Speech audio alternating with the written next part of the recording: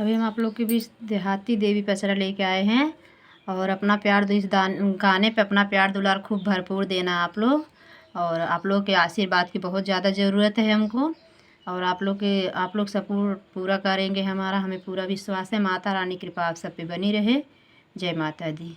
निमिया के डरिया मैया मोरी नावेली झेलुआ हो कि झूलै लागिना, हो कि झूलै लागिना।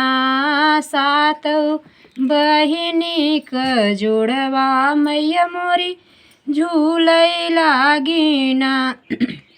झूलत झूलत माई के लागी गई पियसिया, हो कि हेरै लागिना, हो कि हेरै लागिना।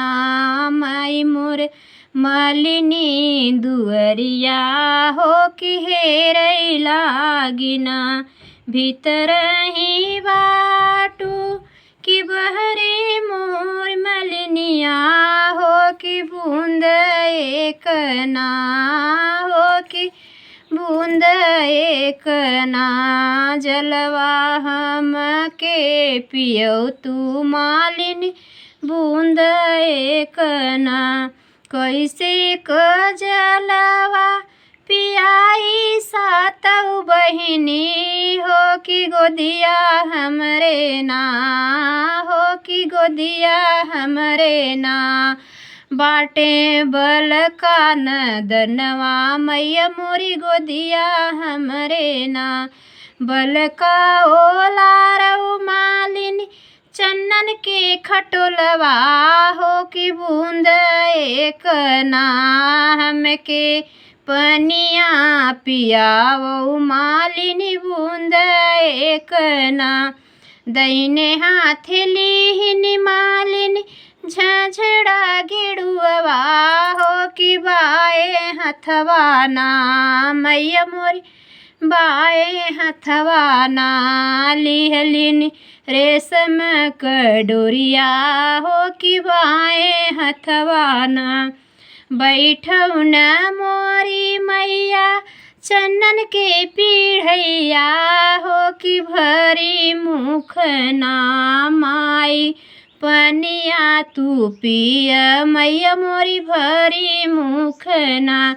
जैसे तू मोरी मालिनी हमै जुड़वाऊ, हो कि वैसे जुड़ी ना, हो कि वैसे जुड़ी ना। तोहार धेरिया पतोहिया मालिनी वैसे जुड़ी ना। धेरिया पतोहिया मैया दिन दिन जुड़ई है हो। अमार कैदना हमरे मांगे क सेनुरवा मैया मोरा मार कैदना। हमरे मांगे क सेनुरवा मैया अमर कैदना।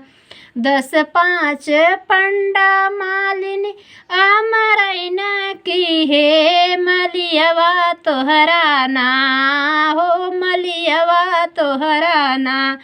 कैसे अमर कई देई हो मलियवा तोहरा ना। कैसे अमर कई देई हो मलियवा तोहरा ना। धन्यवाद।